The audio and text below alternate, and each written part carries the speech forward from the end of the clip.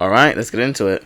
The scene starts off with one of the greatest vehicles in all of fiction, the Batmobile driving to some location called Ichabod. And instead of Batman being the one behind the wheel, it's actually revealed that it's Robin who's actually driving. Two things. How does this kid know how to drive? And two, he stole it. How? You just want me to believe that this 10-year-old kid somehow stole the Batmobile from the Batman? Yeah, okay. So Robin's basically here so he can find some more information about the children who have been missing from Gotham, and after looking around for a little bit, he finds these kids, and they are trapped in cages. And then the lights turn on, and then we see this absolute abomination from how Dollmaker show up. He then opens up these cages, and these children come out. Now, mind you, this is what he was doing. He was kidnapping these children and performing cybernetic surgeries on them in this factory. This guy needs to go. So they all begin to jump Robin, but of course he's handling this laptop no problem, and then the GOAT Batman finally arrives. Talk about being fashionably late. Batman then knocks out all these children out, which, you know, of course he would, and then he frees all the kids, and suddenly this absolute bastard Dollmaker is trying to escape, but Robin is straight on him. Robin does eventually catch him, and guess what this absolute psychopath does? He is trying to justify his actions. Now, I'll remind you, he was kidnapping and performing surgeries on children. There is absolutely no other way for this guy. He has to go. I don't care what Batman said to Robin earlier, he is completely in his rights to just get rid of this absolute bastard. Robin does actually let him go, which he shouldn't, but anyway, he does actually remember what Batman tells him and just decides to spare him. But this is where we see the most sauciest, the most drippiest, one of the most coldest villains I have seen in the Batman franchise, Talon, and he pulls up and does what you and I have been waiting for. He kills this absolute psycho, and thank you so much. Way to make a great impression. You know, he had to go. So seeing the greatest villain I have seen so far in the franchise, in my personal opinion, take him out was a delight. Now, after the greatest scene in this movie happens, Batman then pulls up and he is pressing Robin about what the hell happened. But Robin decides to stay quiet because after all, Batman is a detective, so he should be able to know what's going on. So we cut to a different night, at least I think it's a different night, I'm not too sure. I don't know if it's the same night as earlier or it's a different night, but you know, I'll just say it's a different night for now. So right now, Bruce is having some dinner with this absolute fine shit Samantha, and he takes her to this room and begins to explain how we can make Gotham even better, but to be honest, Gotham's basically a lost cause at this point. So after showing her all that, they get interrupted by Damian, who's snoring, and it turns out he actually never told anyone about Damian yet. But do I really blame him? No. It's another night, and Batman pulls us to the Hall of Owls, and after doing some investigating, we then see 3 people who are dressed like Talon, and they begin to jump him. Like, the jumping was so bad, he tries to run outside, but they just grab him back inside. This is probably one of the funniest jumpings I've ever seen in Art of Batman. The 3 of them are ready to finish Batman off, but they turn into a pile of liquid and collapse. We cut to Robin stopping the robbery, and then Talon pulls up on him once again and tells him it's up to him if he wants to end him or not. But Robin once again decides not to. Robin follows him and Talon explains that he wants to get rid of crime in Gotham permanently and by any means necessary. Talon then asks Robin to join him, but Robin thinks about it because remember, he's still going on to the Batman route of no killing. Robin then tries to sneak back in, but then the lights turn on, and I'm wondering, were they just in the dark the entire time, or did they like turn off the lights before Robin came in and then turn it back on for dramatic effect? Bruce then begins to press Robin about where he's been, and then he notices the weapon that's on him. He then tells Robin that he's going to send him to a school in Switzerland who tries anything like this again. It's once again another night, and Bruce is on his way to his date, but unfortunately he gets trapped by these cars who try to run him off the road, but he manages to evade the first 2 but crashes into the third. They get him out of the car and then they kidnap him. He wakes up and he realizes that he's now in the Court of Owls. The leader begins to explain that they want to control Gotham and then they ask him to join him. But Bruce does this smart play by putting this track inside this mask that they give him, and then they put Bruce back in his car like nothing ever happened. We then go back over to the court and then we see what's been happening the entire time.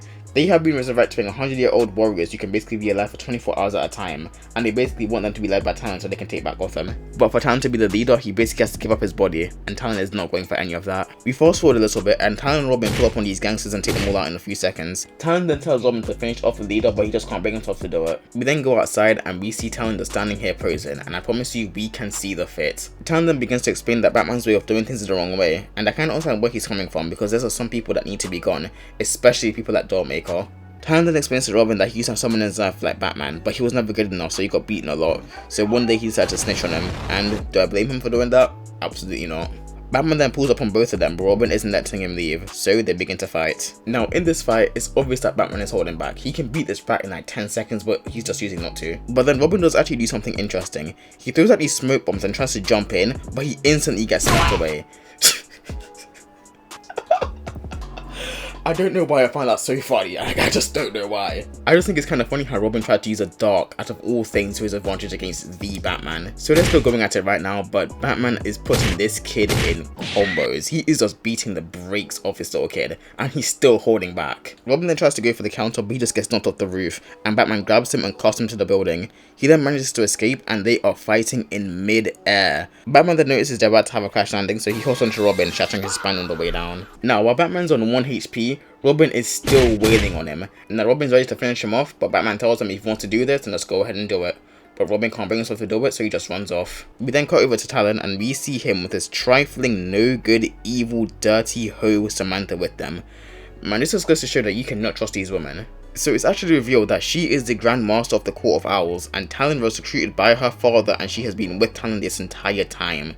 Man, this is really making me sick to my stomach. We cut over to Batman, who's currently searching in the sewers, and he comes across the court. But unfortunately for him, the courts were prepared, and they put a toxic gas in the sewer, and he begins to hallucinate. And he begins to see the craziest things. He hallucinates that Damien is the one to unalive his parents. What the actual hell is this movie? I want all of you to imagine this. Imagine hallucinating the kid that you raised, unaliving your own parents. Oh yeah, this movie was darker than I remember. But in the long run, this actually proves to be a good thing, because Batman wakes up and he realizes something very important. No matter what happens, he has to be there for his son. Hey, this movie really does have a good message, I can't even lie. We then cut back over to Talon and Robin, and Talon right now is just showing off Robin to the court, and they tell him to remove his mask. And when he does, Samantha, the dirty hoe, finally realizes something. She now realizes that Robin is Damian Wayne, and now this would mean that Bruce Wayne is now Batman. And one thing, did you seriously not know that was Damian from the face? He only has the mask covering a small percentage of his face. How did she not tell that that was Damian? Whatever. Robin then gets trapped in this cage, and Talon then tells him that he's going to be using Robin for the ritual, because we already know Talon was not going for that in the beginning. So basically, Robin was hoodwinked, bamboozled, led astray, run amok, and flat out deceived. Talon is about to kill Robin, but then he sees himself in Robin, so he decides to do something else. He does the most badass thing in this movie. He begins to kill the entire court of owls. I don't know about you, but this was giving me Maki vs. Zenin clan vibes, and also Itachi vs. the Uchiha clan vibes. This was crazy. So after murdering all the fodder, he then pulls up on Samantha, and he does what everyone has been expecting since Dollmaker. He murders her, and he just explains that, hey, if I was in that position, you would have done the exact same thing to me. And thank God. That's really what she gets, man. I hope she burns in hell. Talon then awakens the army of Talons, and they are heading to Wayne Manor, and when they get in, they mean business as they begin to jump Batman and Nightwing. But Batman and Nightwing are one of the greatest doers of all time, and they begin to put complete belt on the Talons. And while they're doing the best that they can, Nightwing unfortunately begins to get cut up. So seeing this, Batman decides to do this on his own, and you already know how Batman's like, he stands on business every single time. He manages to get out of there and gets into the mech suit, which looks so tough. And currently Batman is beating the shit out of the Talons that they stand absolutely no chance. Batman then makes his way over to the utility core and sets the temperature to sub-zero, which then immobilizes the rest of the Talons. The Talon himself then comes out of nowhere in the Batmobile and begins to shoot like crazy.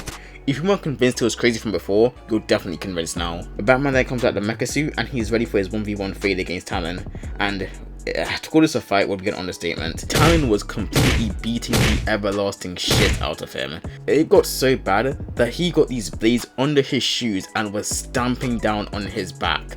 First he eviscerates his spine from the earlier fight with Robin, and now he loses his back once again thanks to these boots. Robin then comes in and he begins to tell Talon that Bruce is his father and puts the blade to his neck. But Talon does one final crazy thing.